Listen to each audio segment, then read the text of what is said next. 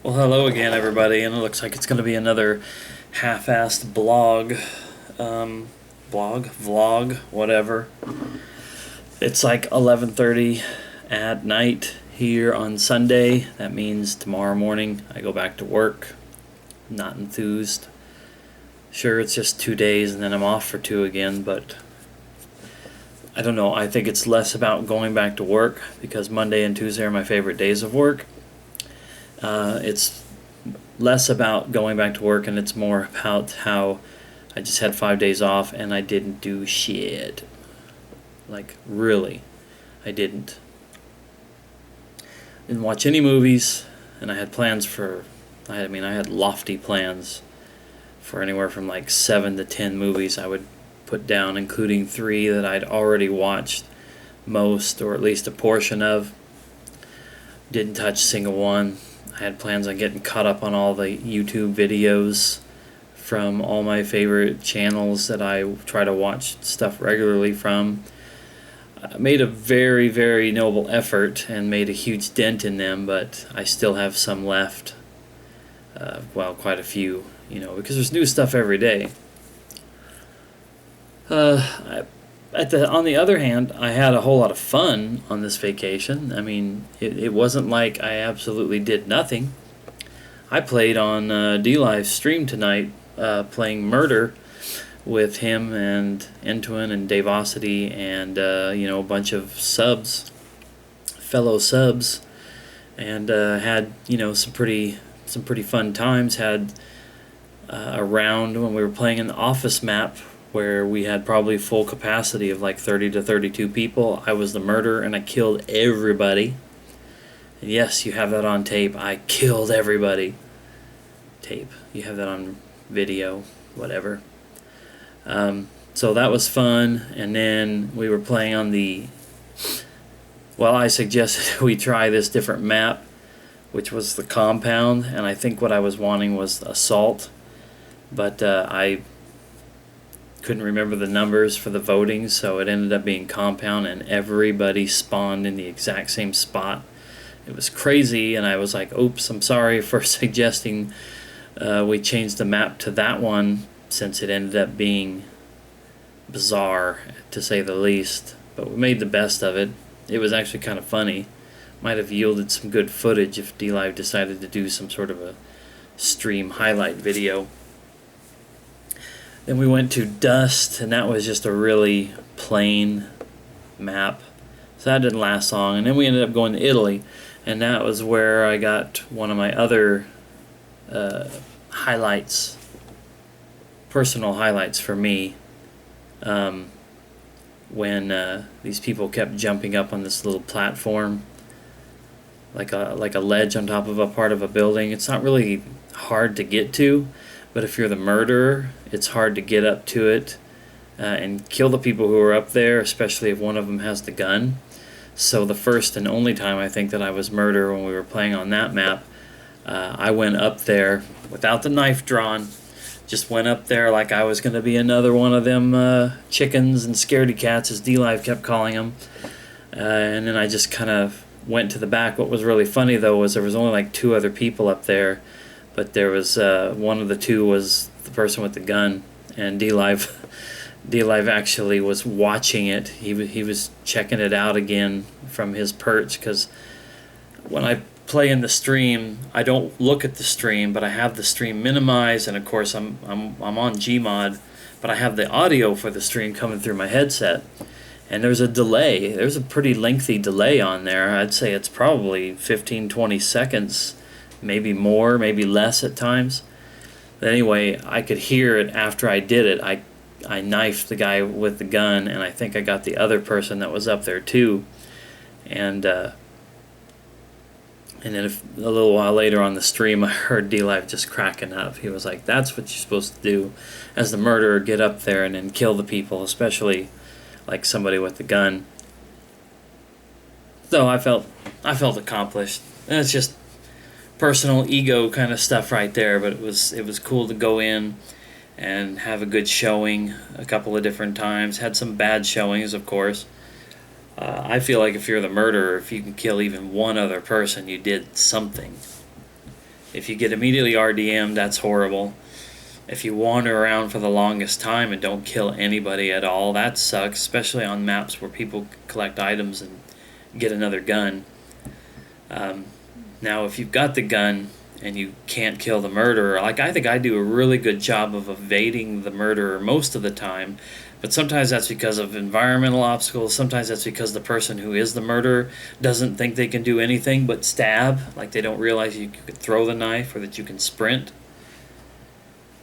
But anyway, like I said, just personal things. I thought I had a good showing. I played on there for I don't know how long, 2 or 3 hours.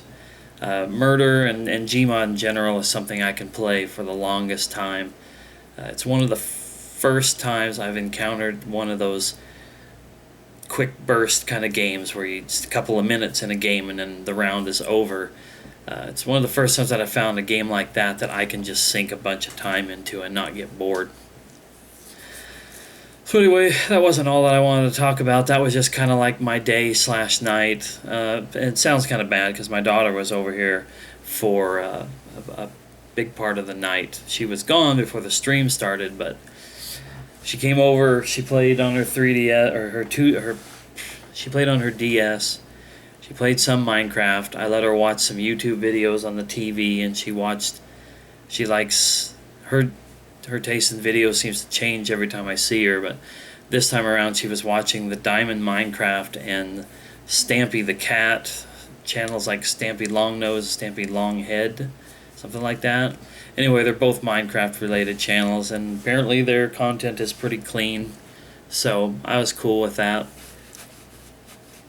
But a lot of my vacation time that was spent with her, we didn't do anything differently than normal. We just sat here at the house.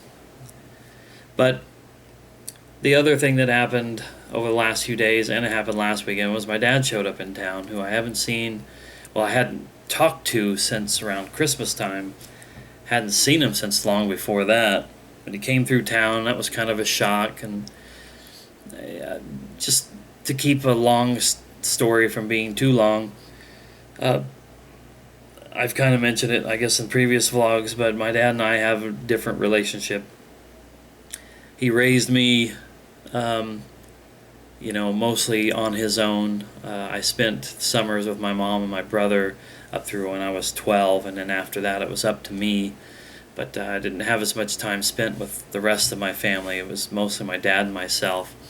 And anyway, we've all just been kind of discovering that I have kind of a subconscious dependency on him to bail me out whenever things are bad in my life, especially financially. I have figured out a way spending so much money. Not that this is bad. I love all this stuff, but a lot of what you see back there is a product of me sitting in front of this computer and saying, "Oh, eBay, yeah, what's on eBay today? Oh, there's something. It's only $5. Get it. Oh, something $10. Get it. Oh, I've just bought 10, 15 different things that are $5, $10, or whatever. Oh, it's new release Tuesday. There's 2 movies that I want. Oh, in 2 weeks there's a video game that I want." And not budgeting myself. I've gotten really, really crazy with it, and a lot of it has to do with substituting one kind of happiness for another. The temporary high that you get from purchasing something that you really, really want, or that you think you really, really want, as opposed to, say, the happiness you get from spending quality time with your kid, having a fun time out with friends, having a girlfriend. These social things that I don't really get in my life that causes me to compensate in some other way. And then wait for the bailout from someone like my dad. It's a sad fact of life. I've been dealing with that for quite a long time now. Like, we're not just talking the last couple of years since my divorce. We're talking about since the first days I ever lived on my own 20 years ago. So, as usual, my dad and I had conversations that sometimes got a little heated, little arguments. I mean, not necessarily arguments, but like me just having to express myself, and because it's really hard for me to express myself, especially to him, when those emotions start coming out, when that information just starts flowing out of me, sometimes it makes people think that I'm mad and I'm yelling at them and stuff, and it's not what I'm trying to do.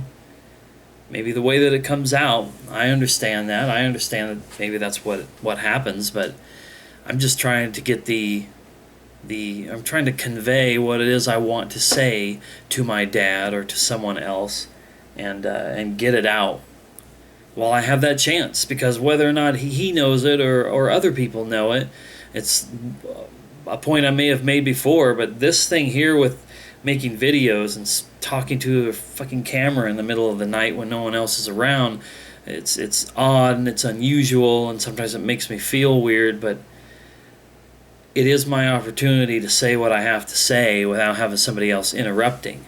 And I'm sorry that I feel that way in terms of using the term interruption, but when I have a lot of conversations and whatnot with people, I'll have something to say up here, and I'm wanting to say it, but I've said something, and then that person's reacting to it, responding to it, and sometimes their response will take it in a whole other different direction, and I'm like, no, I want to talk about what we were talking about. I still have more to say. And unfortunately, I sometimes feel deep down inside like I want to say, shut up, man, I'm trying to talk. And I don't want to be that way, but I also want a chance to say what's on my mind. And one of the biggest violators of all that is my dad. It's just that he has to have a say in everything. He has to have his hands in everything. And then this goes back to what I said before. The subconscious reliance on my dad to bail me out of stuff has a lot to do with the fact that he always has to jump in and have an idea, have a suggestion, have advice. I know he's just looking out for me and he's trying to do the best for me, but at the same time he also realizes that he's kind of been a little bit of part of the problem. And and he'll say that, he'll own up to that, he'll admit it, but then he'll dwell on that for so long.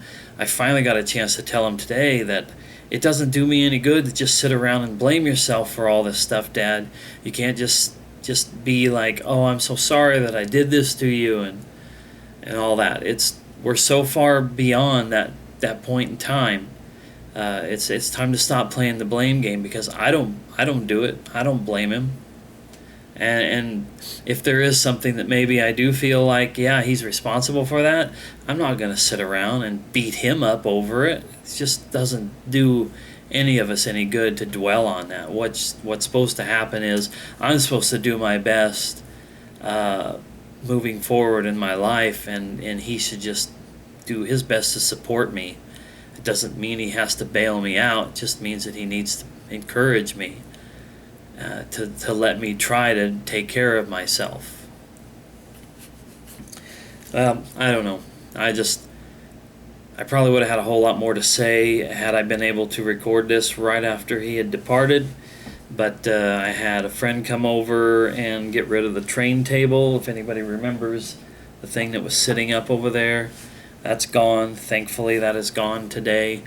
That means sometime in the next month or so I can put my other couple of shelves together and continue to organize my room. Finally be able to do a room tour, hopefully, soon, sometime, before I'm dead.